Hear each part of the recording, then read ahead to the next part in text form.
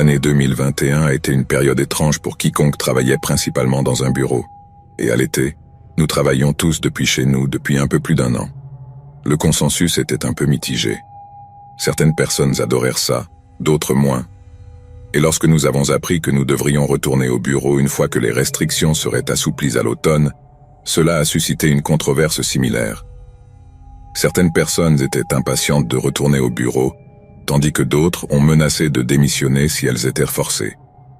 Eh bien, les choses ont atteint un point critique et de nombreuses personnes ont été licenciées. Et tout cela a été horrible. Nous avons perdu plusieurs bons membres de l'équipe, ce qui signifiait que l'une des premières choses que nous avons dû faire en retournant au bureau était de recruter plusieurs nouveaux pour combler les lacunes, mais cela s'est avéré beaucoup plus facile à dire qu'à faire. Au début, nous avons essayé de remplacer tous nos membres d'équipe perdus par du personnel tout aussi qualifié. Mais en raison de la situation financière précaire dans laquelle tout cela nous a laissés, nous n'avons pas pu répondre aux demandes salariales de nombreuses personnes qui nous cherchaient. Mais nous avions besoin de membres d'équipe et nous avions besoin d'eux rapidement. Donc nous avons commencé à proposer des entretiens à des candidats qui, bien qu'ils n'étaient pas aussi qualifiés que certaines des personnes sur notre liste de souhaits, étaient techniquement qualifiés pour combler les lacunes dans notre entreprise, et l'une de ces candidates était une femme que j'appellerais Tania. Je l'appelle Tania parce que ma fille est obsédée par le film Moi, Tonya, et c'est le premier nom qui me vient à l'esprit alors que je cherche un faux nom. Je ne veux pas utiliser le vrai nom de Tania pour des raisons qui deviendront évidentes. J'imagine que tout le monde fait des choses dont il se repent par la suite dans la vie, et bien que j'ai passé un bon moment à la détester, j'en suis arrivé au point où je lui souhaite vraiment le meilleur, et j'espère qu'elle résoudra les problèmes auxquels elle était confrontée à l'époque. Quoi qu'il en soit, nous avons embauché Tania comme représentante du service client. Et même si ce n'est certainement pas le travail le plus facile du monde, nous avons rapidement réalisé qu'elle n'était pas faite pour le service client. C'était incroyablement déroutant aussi parce qu'elle avait bien réussi son entretien, et au moins une de ses références s'était bien passée. Le seul problème était qu'elle n'avait jamais travaillé dans le service client auparavant. Et bien que l'embaucher pour diriger notre seul représentant du service client soit techniquement une décision risquée, ni moi ni le PDG ne pensions qu'il y aurait un problème à le faire. Nous nous sommes précipités pour l'embaucher, et avec l'agitation que j'avais à parler à nos autres employés potentiels, j'ai négligé de vérifier ces 2 autres références, et si je l'avais fait, elle m'aurait dit que Tania était excellente dans presque tout, sauf dans la résolution de conflits. Elle était ponctuelle, son attitude était géniale dans l'ensemble, mais quand les choses devenaient un peu tendues avec un client mécontent, parfois elle voyait simplement rouge. Je suppose que la première fois que cela s'est produit, nous l'avons simplement laissé passer. Tania était tellement géniale dans tous les autres aspects que nous ne voulions pas la laisser partir sans essayer d'abord l'approche douce. Nous l'avons prise à part pour discuter un peu et nous lui avons essentiellement dit de ne pas prendre les choses aussi personnellement. De temps en temps, elle aurait à faire face à des clients impolis, et le truc était de retirer l'émotion, de se désengager et de faire semblant que tout était simplement un exercice élaboré de résolution de problèmes, comme un Rubik's Cube, sauf que le cube se comportait comme un idiot total tout le temps. Vous ne qualifieriez pas le cube d'idiot, n'est-ce pas? Vous respirez simplement profondément et essayez une approche différente. Je me souviens que le PDG a essentiellement dit que nous pensions que tu étais meilleur que ça, comme si nous pensions que tu étais une employée incroyable et qu'il n'était pas irréaliste d'attendre quelque chose de mieux de toi. Bien sûr, elle ne pouvait pas refuser le service à quiconque sur un coup de tête, mais nous lui avons rappelé que si un client devenait franchement abusif, pas seulement impatient ou de mauvaise humeur, elle avait tout à fait le droit de mettre fin à l'appel et de proposer le nom de la personne pour être mis sur liste noire. Elle n'était pas un punching ball, et nous ne permettrions pas qu'elle le soit, mais en même temps, elle devait essayer de garder la tête froide en traitant avec les clients.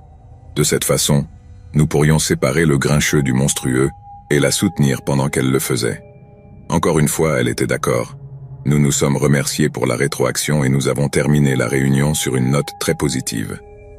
Environ 2 ou 3 semaines plus tard, Tania a un autre conflit vocal avec un client au téléphone, et le PDG me demande de lui donner un ultimatum.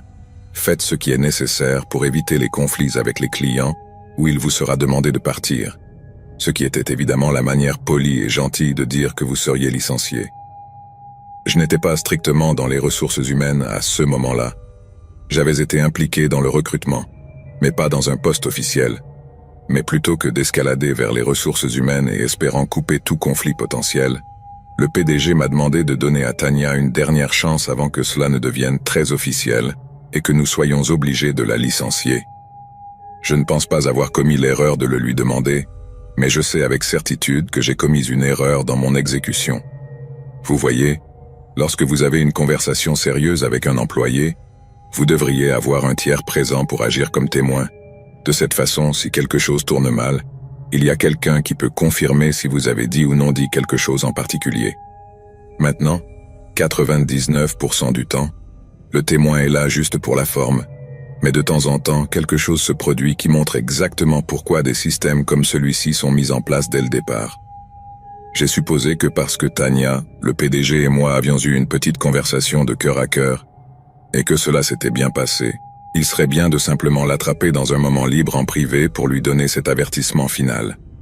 Mis à part la folie avec les clients, elle avait été parfaitement polie et raisonnable avec tous ses collègues de travail, y compris moi. Donc je n'avais aucune raison de vraiment penser qu'elle réagirait mal. Mais je me suis trompé là-dessus.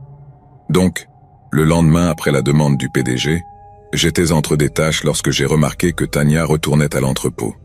J'ai supposé que c'était aussi bon moment que tout autre pour lui parler de son approche pour résoudre les plaintes des clients, alors je suis entré derrière elle, je lui ai dit bonjour, et ensuite je lui ai demandé si nous pouvions avoir une brève conversation. Tania a dit oui, et j'ai ensuite commencé à aborder prudemment la situation des plaintes.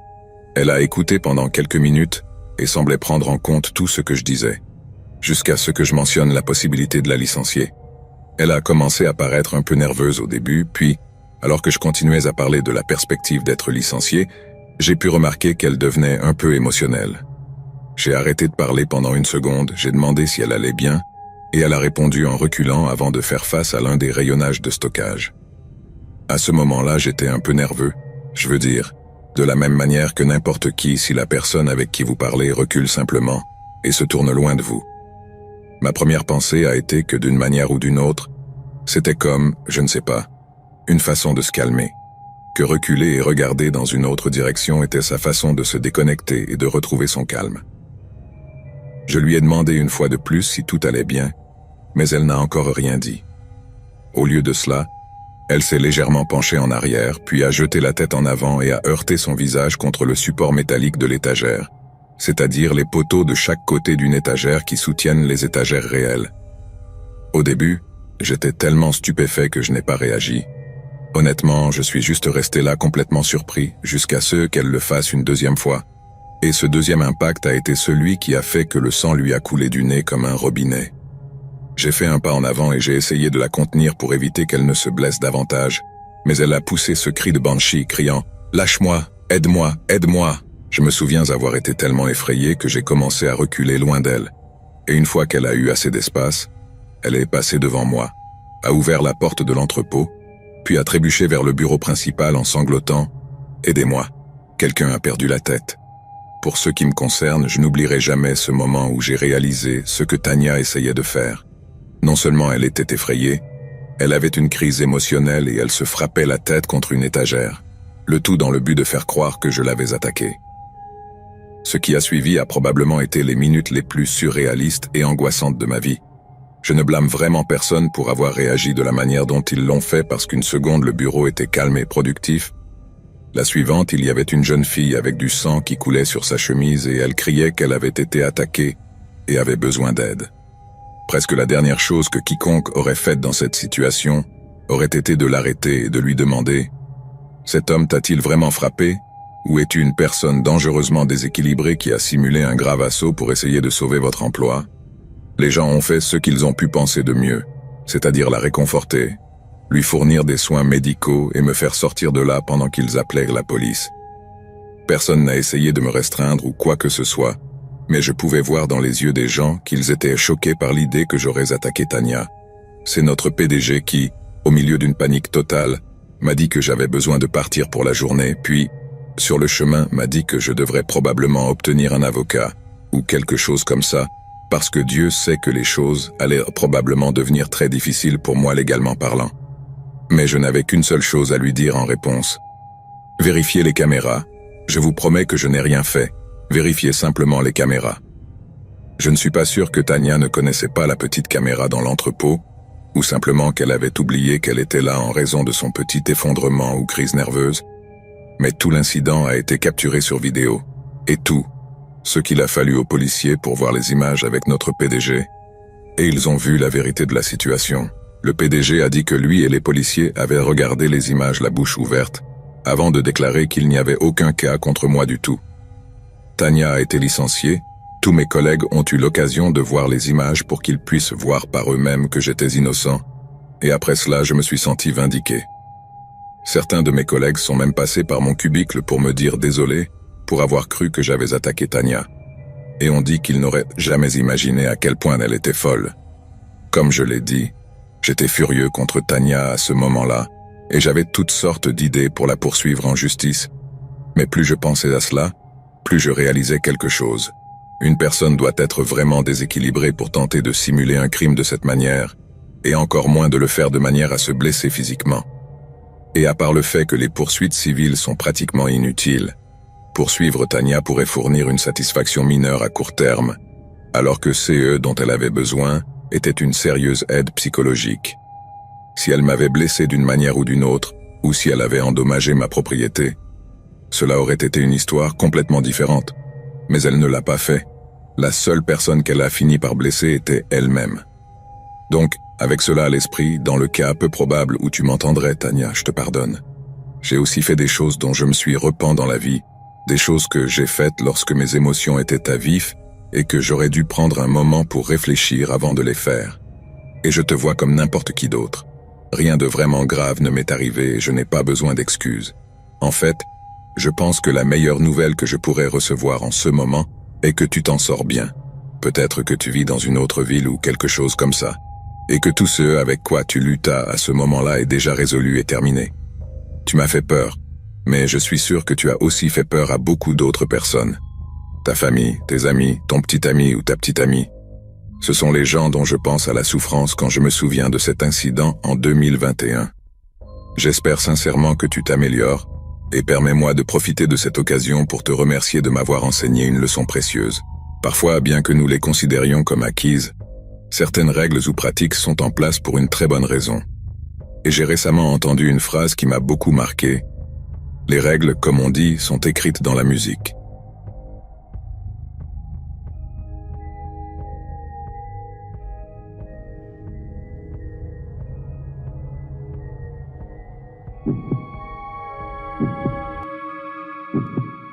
Salut, je m'appelle Claire et j'ai officiellement décidé de m'asseoir et d'écrire l'histoire de quelque chose que j'ai vu lors de mon premier emploi dans un bureau. Quand j'ai commencé, j'apprenais à connaître tous mes collègues. Un gars nommé Pierre se démarquait immédiatement. Tout le monde était très gentil avec moi, mais Pierre me ignorait simplement, puis il était un peu froid et impoli quand je m'approchais pour me présenter. Les gens disaient que c'était comme ça avec tout le monde et que je ne devrais pas m'en soucier. Il venait travailler, faisait son travail, puis rentrait chez lui sans même dire bonjour au reste d'entre nous. Je suppose que c'était juste lui. Je pensais toujours qu'il était un idiot, mais il était bon dans son travail et de nos jours, je préfère travailler avec quelqu'un de compétent qu'avec un ami incompétent. Mais ensuite est venu le jour où Pierre a commencé à ne plus être aussi bon dans son travail. Il a commencé à arriver en retard, avait l'air de ne pas avoir dormi, et quand il a commencé à manquer régulièrement les délais, la direction lui a demandé s'il voulait prendre un peu de temps de vacances pour se remettre en ordre. Nous n'avons jamais découvert ce qui lui arrivait, que ce soit médical ou domestique, mais Pierre a refusé le congé et a continué à mal performer au travail. J'ai entendu des rumeurs selon lesquelles quelque chose allait arriver avec lui, que ce soit une réunion avec le patron, une suspension ou même un licenciement. Mais tout est arrivé à un point critique un matin. Pierre est entré titubant au travail, sentant la distillerie. La nouvelle que Pierre était ivre s'est répandue dans le bureau comme une traînée de poudre, et nous attendions tous que quelque chose se passe. Finalement, l'un des patrons est sorti pour lui parler. Je ne sais pas ce qu'elle lui a dit exactement, mais Pierre a répondu en criant « Laissez-moi faire mon putain de travail ». Et puis, sans dire un mot de plus, elle s'est retournée dans son bureau et a fermé la porte. Une minute plus tard, le grand patron, un mec costaud d'une 50aine d'années, est sorti et a donné à Pierre ce qu'il méritait, lui disant que s'il ne prenait pas immédiatement un taxi pour rentrer chez lui, insistant sur le taxi. Alors il serait licencié sur le champ. Pierre a commencé à insulter le patron, l'appelant toutes sortes de choses que je préfère ne pas répéter. Ensuite, notre patron est retourné dans son bureau après avoir annoncé qu'il allait appeler la police. Je déteste le dire, mais ça nous fait paraître un peu terrible. Nous étions tous complètement captivés au bureau. Quelqu'un avait un effondrement complet juste devant nous et, aussi triste et angoissant que cela puisse être, nous étions complètement absorbés. Et d'une certaine manière, j'ai aussi de la peine pour Pierre. Je ne pense pas que quiconque au bureau appréciait ce qui se passait, mais Pierre était ivre et semblait aussi très en colère. Avec les chances que les choses deviennent violentes si élevées, je suppose que c'est ce qui nous a tous gardés à l'œil. Quoi qu'il en soit, notre grand patron est sorti de son bureau une fois de plus pour avertir Pierre que la police était en route, mais Pierre lui a simplement dit d'aller en enfer. Ensuite, peut-être 20 ou 30 minutes plus tard, les policiers sont arrivés et ont demandé à Pierre de partir. Nous étions tous en train de regarder à ce moment-là. Tous les patrons étaient sortis de leur bureau. Nous étions tous debout sur nos bureaux. Nous avions tourné nos chaises sur le côté, tout pour voir comment le pauvre Pierre serait viré ou potentiellement arrêté. Quelqu'un, je ne sais pas qui, mais c'était l'un de mes collègues, a crié « Juste pars, mec, va chercher de l'aide ». Même pas de manière insultante, il le disait sérieusement, je pense. Et Pierre a répondu en criant quelque chose en retour. Et c'est là que les policiers ont décidé qu'il allait être arrêté. L'un d'eux a commencé à crier « Lève-toi et mets tes mains derrière le dos », pendant que l'autre se préparait à le menotter. Mais il refusait toujours de bouger et continuait de leur dire d'aller au diable. Et c'est là que la lutte a vraiment commencé. L'un des policiers essayait d'attraper les bras de Pierre et il les repoussait, résistant en général. Ensuite, l'autre policier s'est impliqué, et les deux essayaient de contenir Pierre quand soudain il s'est tordu et a pivoté, et tout.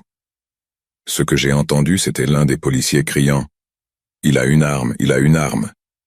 Quelqu'un, je ne sais pas qui, mais c'était l'un de mes collègues, a crié « Tout le monde au sol !» Et c'est ce que nous avons fait, presque instinctivement.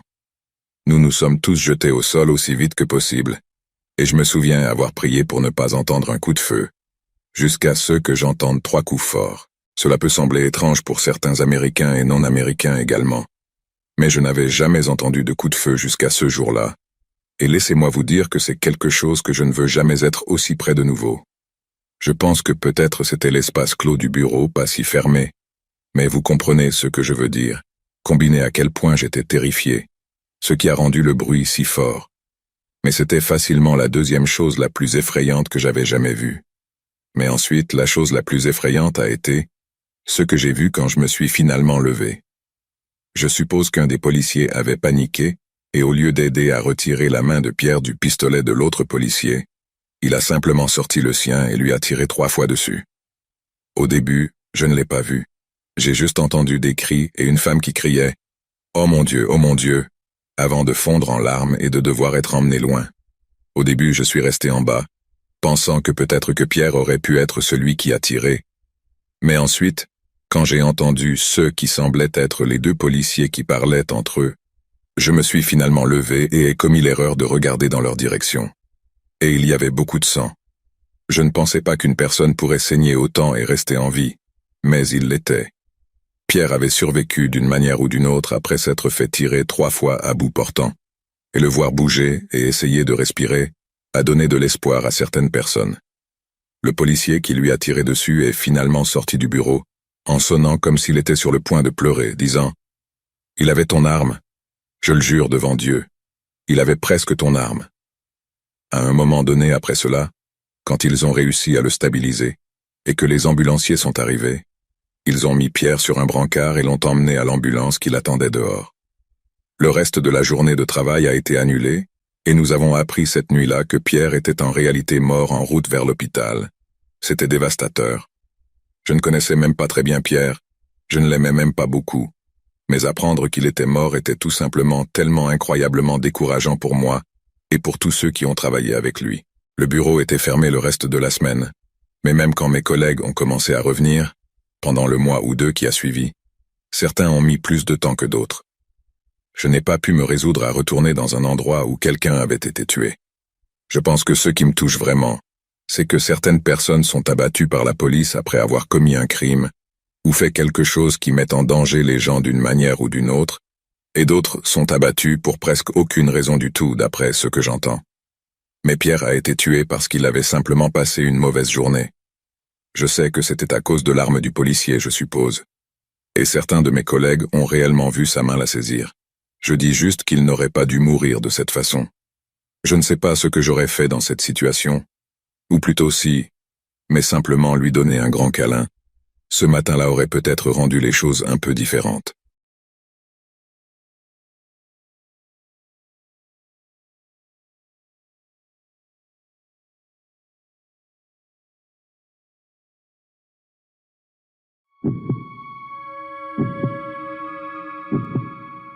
J'avais l'habitude de faire des livraisons dans une vingtaine ou une trentaine d'immeubles de bureaux à travers Paris et à Milan.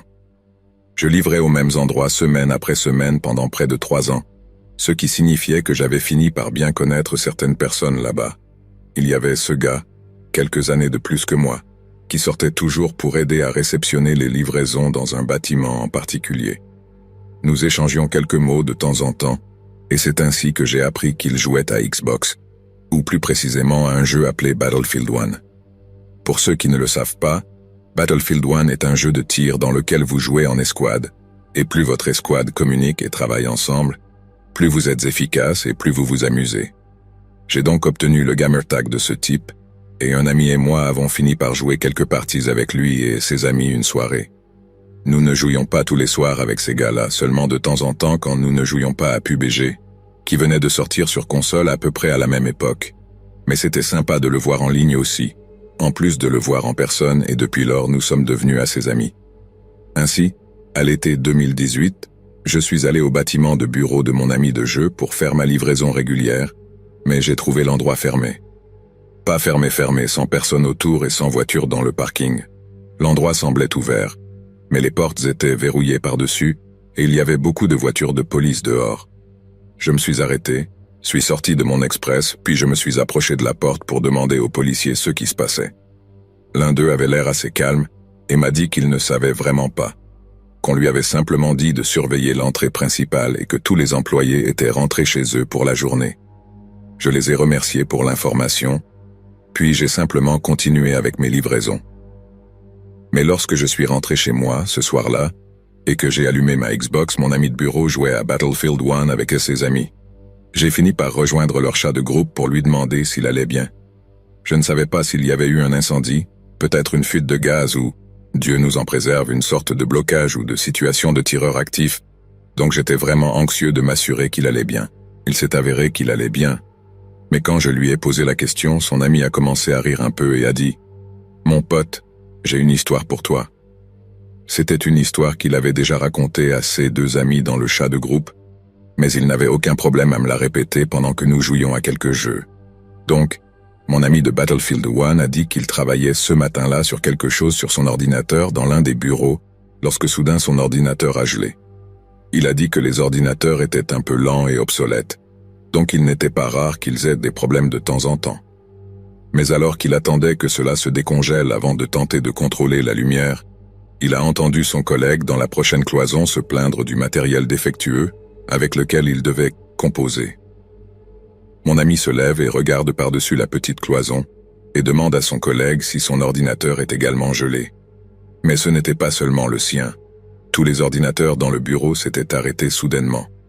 Puis, après quelques minutes de confusion totale, tous les écrans d'ordinateur sont devenus bleus. Et avant que quelqu'un n'ait le temps de réagir, toute l'électricité dans son bureau a été coupée. Quelque chose avait fait sauter le disjoncteur dans le sous-sol, donc il semblait que ce n'était pas juste une question de concierge pour le remettre en marche ou quelque chose comme ça. Tout le bâtiment avait un contrôle de surcharge ou quelque chose du genre. Alors une fois que l'électricité est revenue, tout le monde a rallumé ses ordinateurs et a recommencé à travailler.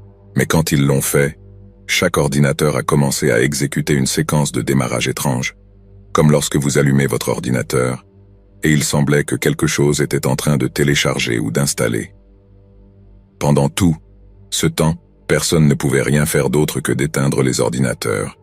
Ils ne répondaient à aucune entrée.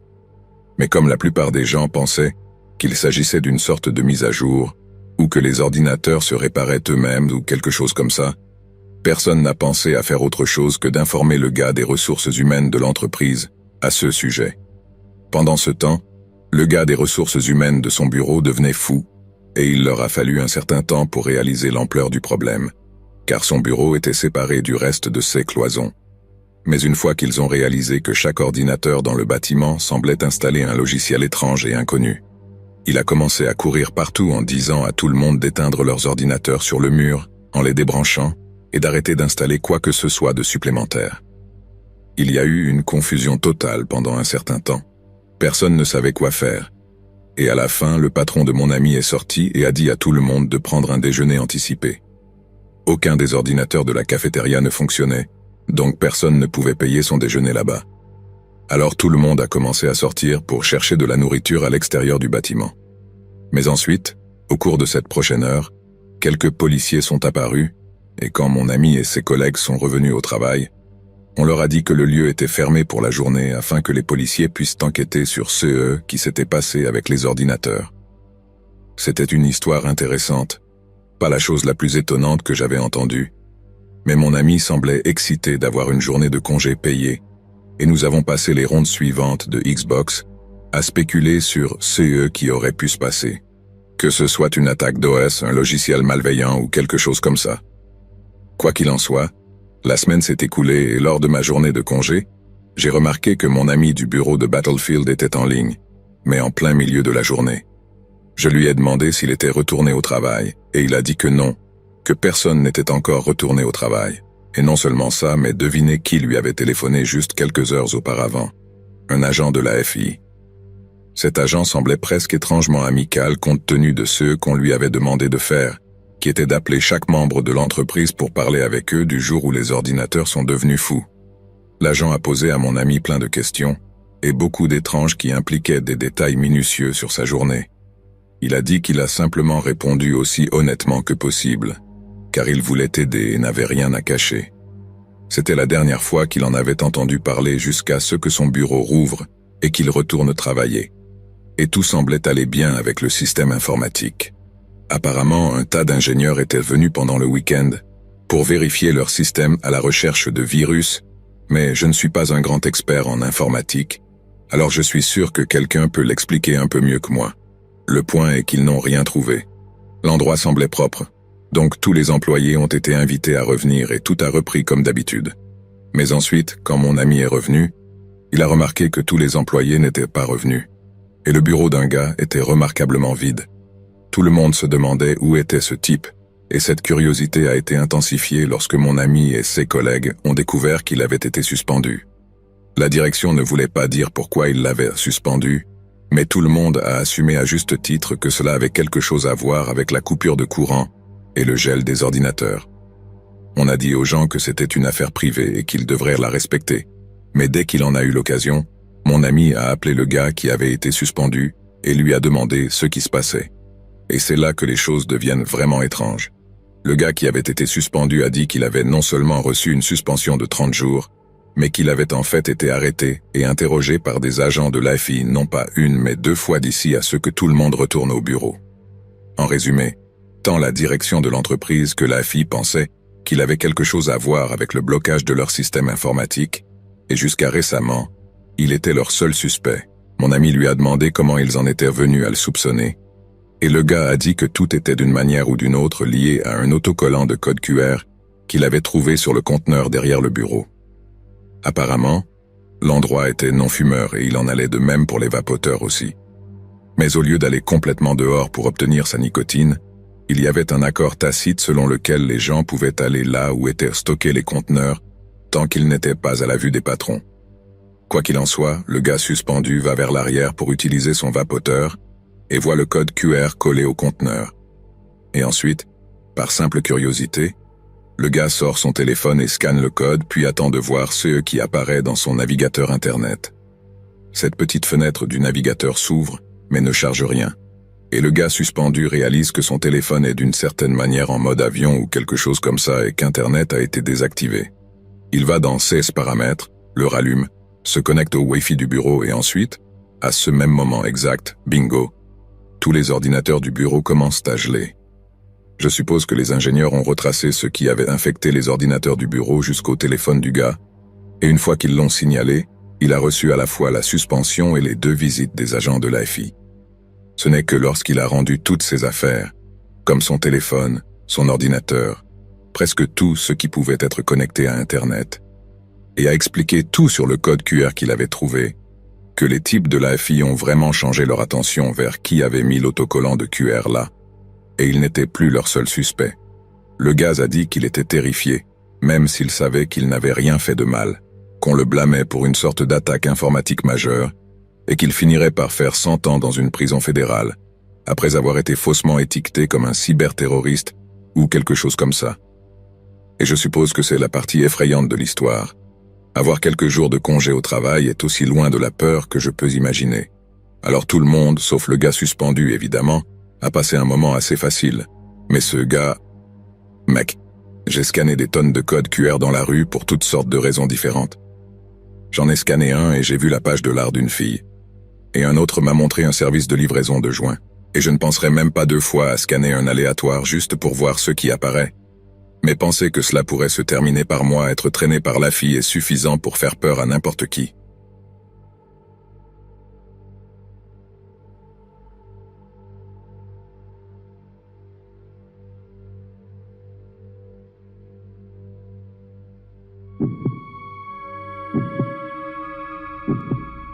Je vis et travaille juste à l'extérieur de Paris, dans un endroit appelé San Rafael.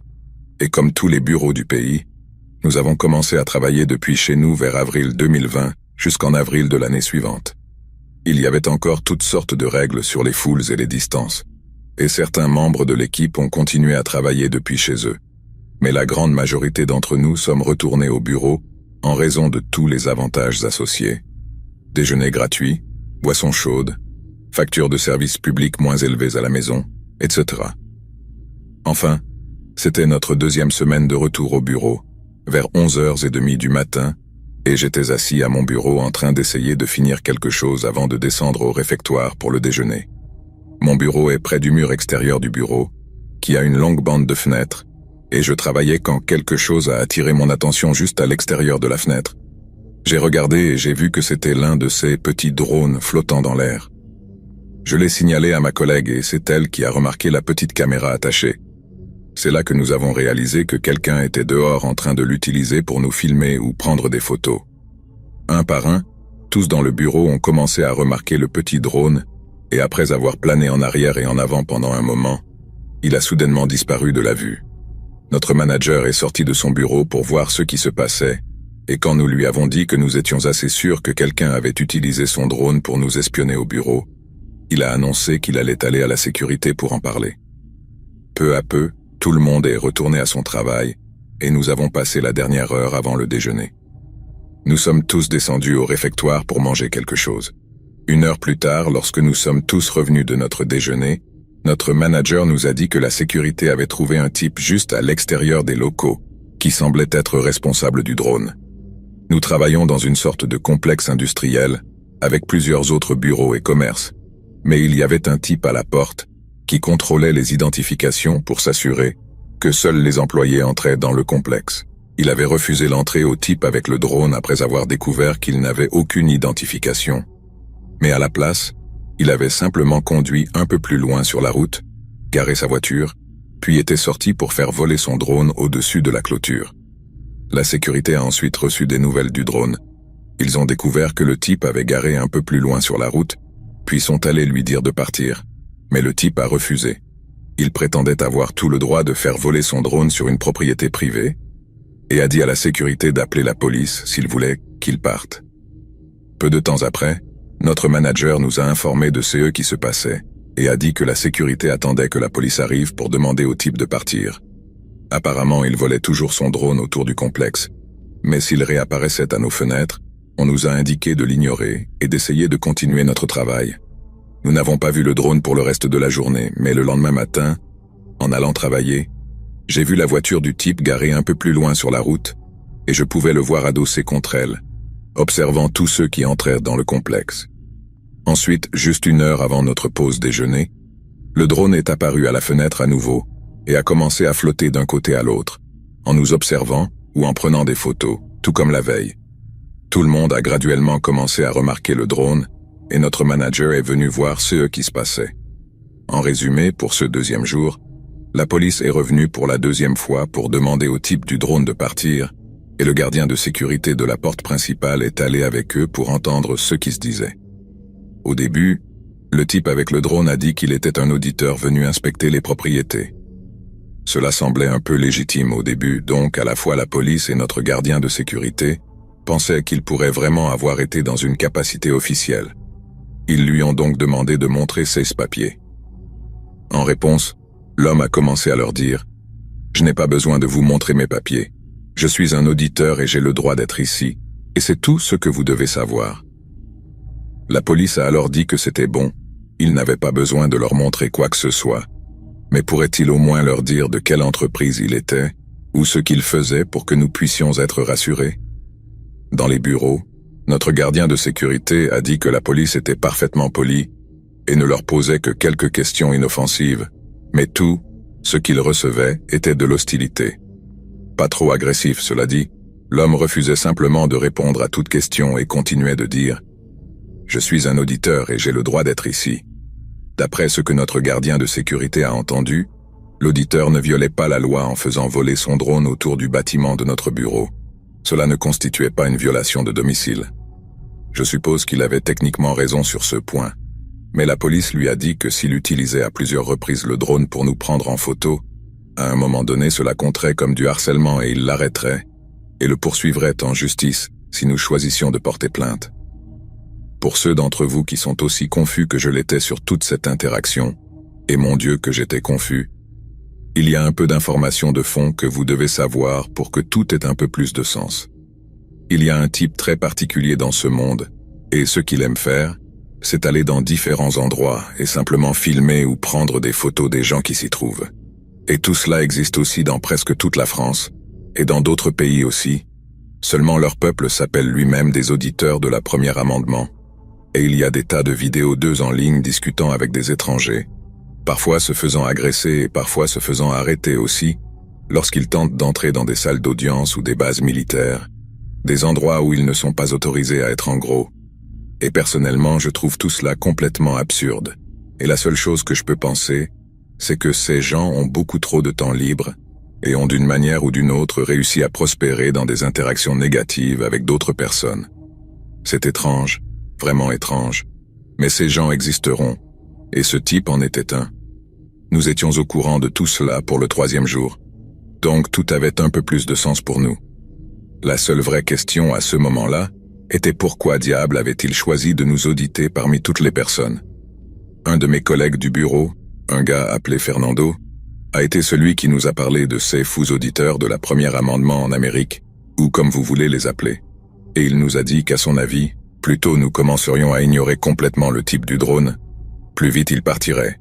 Vous voyez, beaucoup de ces étranges auditeurs pensent que s'ils peuvent obtenir ne serait-ce qu'un peu de résistance ou de rejet des personnes qu'ils filment, cela doit signifier que ces personnes font quelque chose de mal. Mais personne ne veut être photographié au hasard, n'est-ce pas? Tout se sent un peu personnel. Alors j'imagine que ce type pensait que tout le monde faisait quelque chose de mal s'il se contentait de filmer les gens de manière provocante.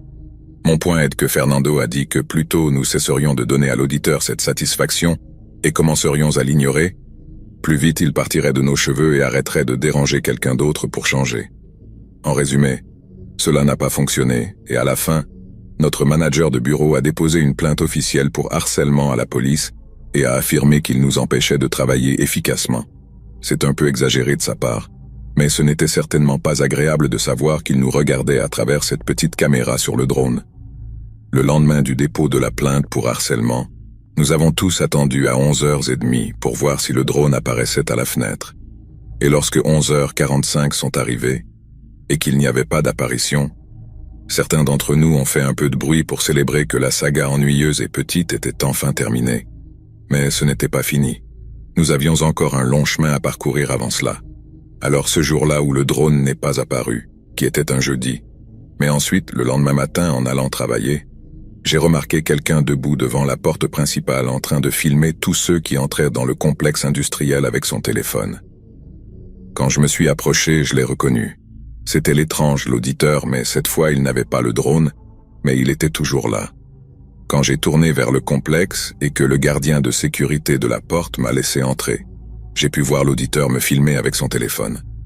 Pas seulement ma voiture, mais il tenait son téléphone à la même hauteur que son estomac, essayant de filmer mon visage pendant que je m'arrêtais pour permettre à la barrière de monter.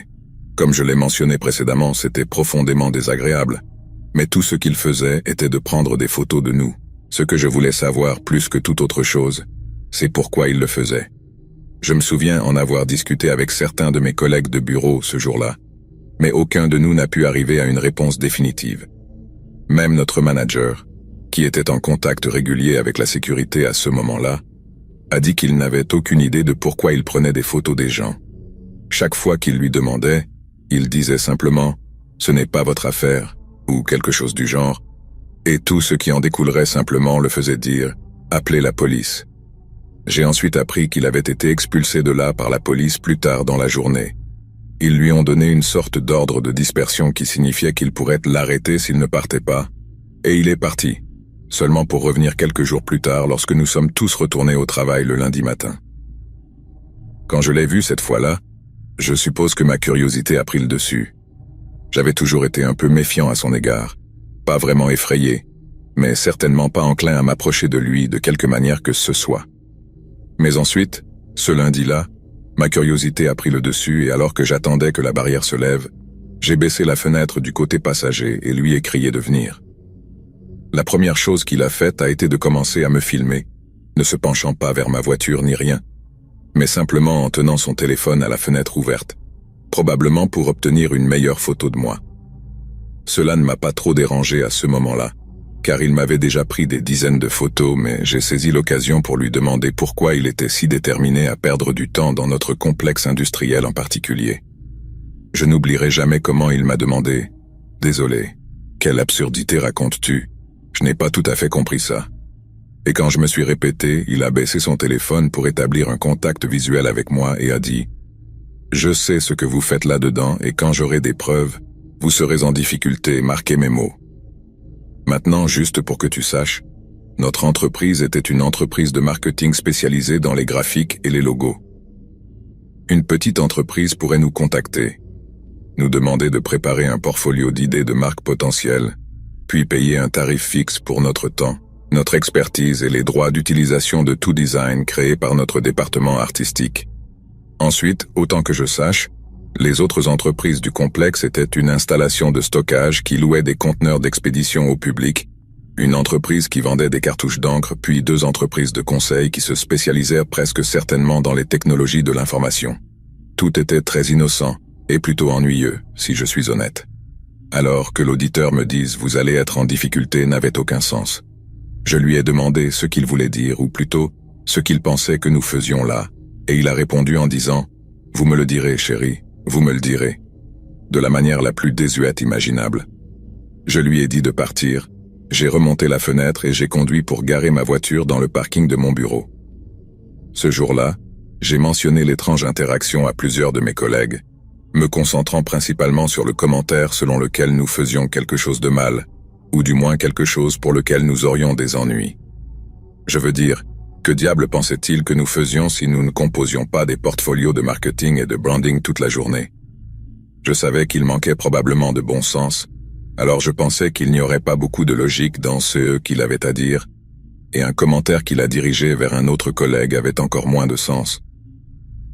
Johan, du département des droits d'auteur, a déclaré que lorsque lui a dit ce que nous faisions, c'est-à-dire que nous étions une entreprise de conseil en marketing, il a répondu par « Vous savez aussi bien que moi que ce n'est pas ce qui se passe en haut, mais ce qui se passe en bas, n'est-ce pas? Voulait-il dire le rez-de-chaussée? Ça devait être ça. Nous n'avions pas de sous-sol, mais le rez-de-chaussée était la réception, les salles de conférence, la cafétéria, des choses comme ça, rien de remotement étrange ou inapproprié de quelque manière que ce soit. De toute façon, la police continuait à apparaître pour le chasser. Mais jusqu'à ce que nous obtenions une ordonnance du tribunal l'interdisant spécifiquement de rester à l'extérieur des installations, nous devions endurer sa présence chaque matin, juste pour être expulsés comme une horloge quand la police pouvait être dérangée pour venir. Nous ne pouvions pas attendre que cette ordonnance de restriction soit signée par un juge, Mais nous n'avions aucune idée que la situation se résoudrait de manière horrible en seulement 2 semaines. La semaine suivante, nous avons simplement enduré la présence de l'auditeur à l'extérieur. Parfois, il avait même un ami avec lui, un type avec des badges partout sur une veste où était écrit « Non au 5G » à l'arrière, du moins cela semblait peint. De toute façon, je ne l'ai évidemment pas vu pendant le week-end suivant. Mais le lundi matin brillant et tôt, il était là dehors avec son téléphone à la main. Vous devez vraiment admirer son dévouement. Il se tenait là même s'il pleuvait des cordes, juste un parapluie dans une main et son téléphone dans l'autre, s'assurant de ne pas manquer un seul jour. Et puis, enfin, un mercredi matin, notre manager est sorti de son bureau pour partager un peu de bonnes nouvelles avec nous. Craig Parkhill, un type que nous appelions José Antonio, allait revenir au bureau après avoir reçu ses anciens vaccins. José Antonio était une sorte de légende du bureau à ce moment-là. Il est maintenant à la retraite et était à seulement 2 ans de la prendre quand l'auditeur est apparu. Mais chaque jour, il illuminait le bureau comme un phare. Il était drôle et amical, mais il pouvait aussi être vraiment sarcastique et mordant d'une manière qui vous faisait rire jusqu'à ce que les larmes vous coulent sur les joues. Les gens sortaient littéralement de la salle de séjour quand José Antonio entrait pour faire son thé, parce qu'il vous faisait rire tout en buvant votre thé et vous faisait cracher tout sur le comptoir comme un petit enfant. Il adorait ce genre de choses. Pensait que c'était hilarant, mais nous l'aimions tous et il nous manquait beaucoup maintenant qu'il était à la retraite. Et ce que je regrettais vraiment, c'était l'attitude de José Antonio quand il s'agissait de choses sérieuses. Quand nous avons entendu qu'il allait revenir, nous étions tous heureux de savoir qu'il allait mieux. Il était très malade à l'époque et avait été l'un de ceux qui avaient choisi de travailler à domicile jusqu'à ce que tout le monde aille mieux. Donc entendre qu'il allait assez bien pour revenir au bureau était un grand coup de pouce moral pour tous. Mais alors nous avons réalisé comment José Antonio réagirait-il en voyant l'auditeur à la porte d'entrée et que tout ce que nous avions fait était de demander à l'auditeur pourquoi il perdait son temps. Mais nous n'avions jamais été aussi confrontants que cela. Mais José Antonio, d'autre part, était peu susceptible de passer plus de 2 ou 3 fois sans donner une bonne leçon à ce type. Et honnêtement, nous étions assez excités à ce sujet. La politique était laisser la sécurité s'en occuper et ne pas interagir avec lui. Et nous avons essayé de nous y tenir du mieux que nous pouvions. Mais José Antonio n'était pas du genre à suivre le plan. Il choisissait toujours la ligne la plus droite de A à B, sans détour ni idiotie. Et la façon dont il gérait l'auditeur pourrait être très différente de l'approche que nous avions adoptée. De toute façon, le lundi suivant, José Antonio devait retourner au travail. Il avait l'habitude d'arriver un peu plus tôt pour prendre son petit déjeuner à la cafétéria, un autre avantage du travail, alors je suis arrivé une 20aine de minutes avant que José Antonio n'arrive. Je me souviens de t'avoir dit que mon bureau avait une vue sur la fenêtre. Eh bien, la vue avait quelques arbres, donc c'était assez agréable si vous étiez assis, mais si vous vous leviez, vous aviez une vue magnifique sur le parking. Je ne pouvais pas voir la porte principale depuis la fenêtre, mais je pouvais voir l'allée jusqu'à notre parking, ce qui signifie que j'ai vu quand la voiture de José Antonio a tourné le coin et a viré vers notre parking. Je suis désolé si c'est un peu confus, mais ensuite, suivant la voiture de José Antonio courant presque à toute vitesse tout le chemin, il y avait l'étrange, l'auditeur.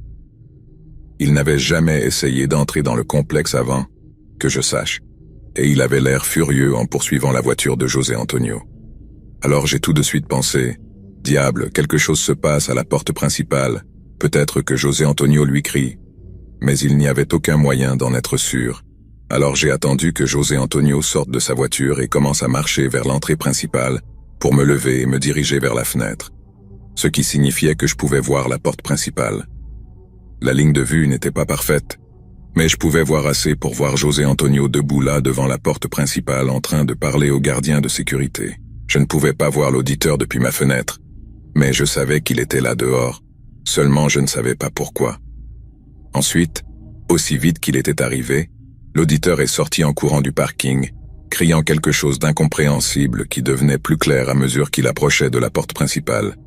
Je ne peux pas dire exactement ce qu'il criait, mais je me souviens avoir entendu « Je ne te laisserai pas faire », quelque part au milieu.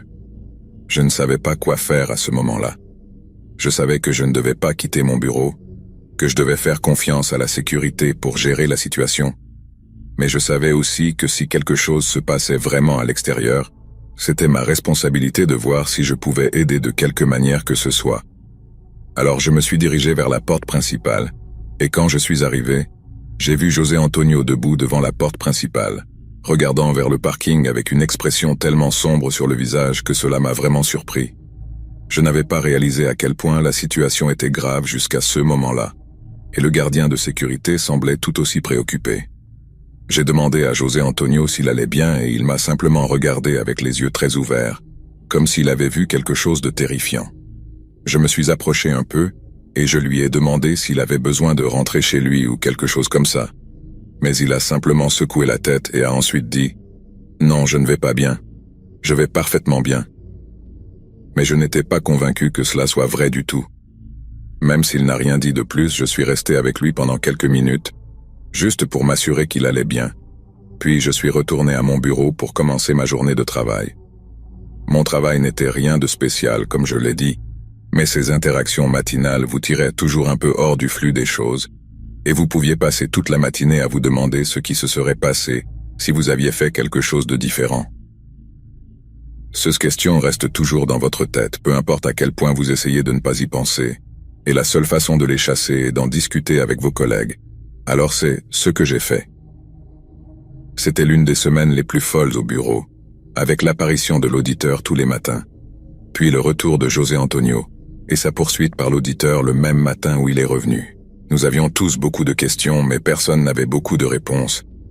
Il était assez évident que l'auditeur nous prenait en photo, probablement aussi José Antonio, mais il n'y avait aucun moyen de savoir pourquoi il le faisait. Ensuite, la police nous a parlé vers 9 heures du matin et nous a dit que si l'auditeur réapparaissait et faisait quelque chose de vaguement menaçant, nous pourrions les appeler immédiatement et ils l'arrêteraient pour harcèlement. Ce n'était pas une idée qui m'inspirait confiance. Je veux dire, ne l'aurait-il pas fait dès le début s'il l'avait pensé?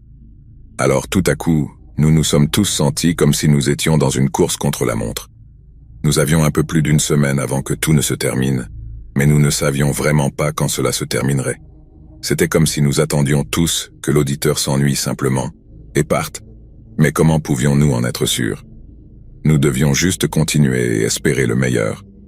C'était un drôle d'état d'esprit au bureau ce jour-là. Tout le monde bavardait comme d'habitude, mais personne ne semblait vraiment être là. Nous pensions tous à la même chose, je suppose, et il était difficile de se concentrer sur le travail en sachant que l'auditeur pouvait être dehors à tout moment, en filmant tout ce que nous faisions. Et il n'y a rien de plus démoralisant que de savoir que quelqu'un regarde tout ce que vous faites. Enfin, ce fut une longue journée. Nous avons fini par quitter le bureau vers 5h30 du soir, comme toujours, et quand je suis rentré chez moi, je me suis simplement effondré sur le canapé et j'ai allumé la télévision. Je ne voulais pas penser au travail, ni à l'auditeur, ni à rien d'autre.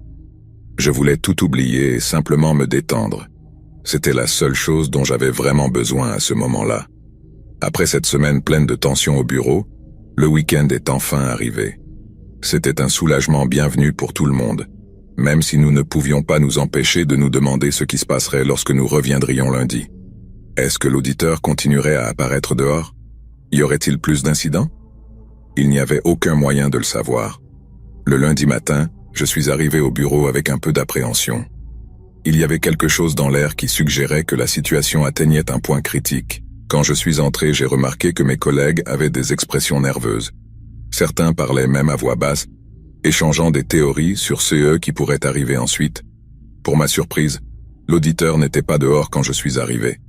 C'était un soulagement temporaire, mais aussi une source de préoccupation. Avait-il finalement décidé d'abandonner sa croisade étrange? Ou tramait-il quelque chose d'autre?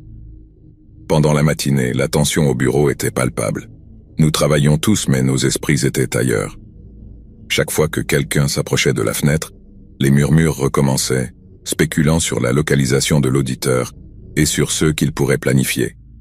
Puis, vers midi, nous avons reçu une nouvelle qui nous a laissés perplexes.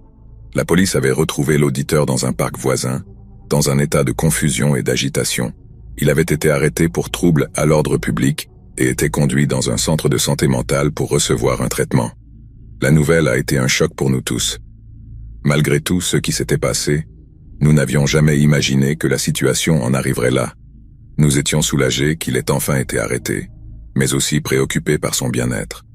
Au fur et à mesure que la journée avançait, La tension au bureau commençait à diminuer. Avec l'auditeur hors de scène, nous avons enfin pu nous concentrer à nouveau sur notre travail. Cependant, l'expérience nous a laissé à tous un sentiment d'inconfort qui mettrait du temps à disparaître. Avec le temps, la vie est revenue à la normale au bureau. L'incident avec l'auditeur est devenu une anecdote à raconter aux nouveaux employés, mais nous n'avons jamais oublié ce que nous avons vécu pendant ces semaines d'incertitude. Et ainsi, la vie a continué, avec ses hauts et ses bas, et ses moments de tranquillité. Mais l'expérience avec l'auditeur nous a enseigné une leçon importante. Ne jamais sous-estimer le pouvoir du comportement humain imprévisible.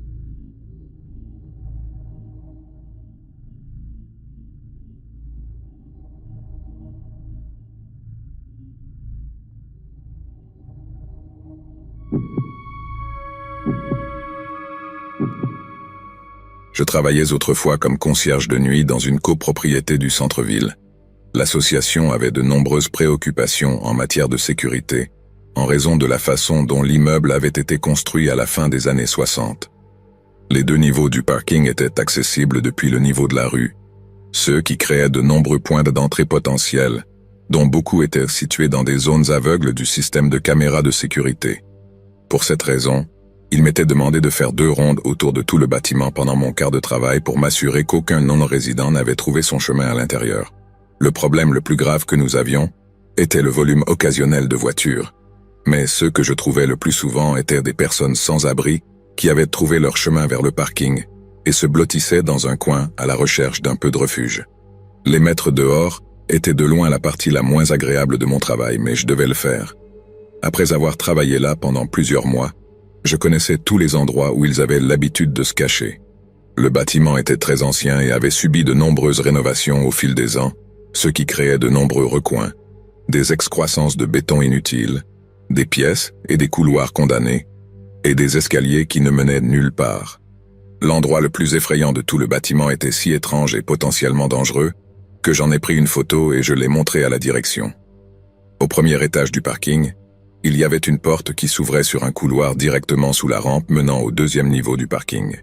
Il avait environ 1,5 mètre à 2 mètres de large et s'étendait sur environ 6 à 9 mètres, mais ne menait nulle part. À l'extrémité se trouvait un grand tuyau d'eau avec une vanne, qui était la seule raison pour laquelle cet espace existait. Mais dans l'obscurité, avec seulement une faible lampe de poche, ce tuyau semblait prendre de nombreuses autres formes. Ce qui le rendait dangereux cependant, c'était la serrure sur la porte. Il n'y avait ni cadenas ni serrure de l'autre côté, mais à l'extérieur, il y avait un gros loquet coulissant. Il n'y avait qu'un seul moyen d'entrer ou de sortir, et il était fermé de l'extérieur sans possibilité de l'ouvrir de l'intérieur. Depuis que j'avais découvert l'endroit, je ne pouvais m'empêcher d'imaginer à quel point il serait facile pour quelqu'un de se retrouver coincé là-dedans. Cependant, rien de ce que j'ai dit à la direction n'a fait la moindre différence. Ils étaient déjà au courant et n'avaient aucune intention d'y remédier.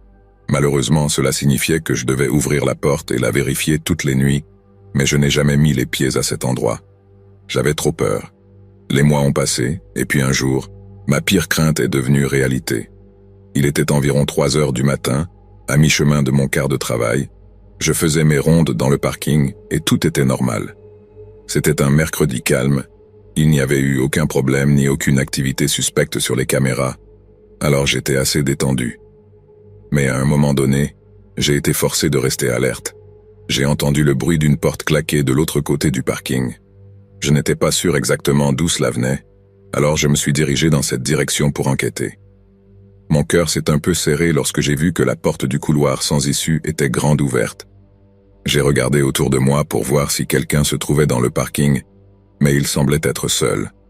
J'ai crié pour intimider quiconque se cachait, mais je n'ai reçu aucune réponse, et personne n'est apparu. J'étais simplement préoccupé par le fait que quelqu'un puisse se cacher dans le couloir sans issue, alors je m'y suis rendu. J'ai illuminé le couloir avec ma lampe de poche, et pour un moment, j'ai ressenti un soulagement en voyant qu'il n'y avait personne là-bas.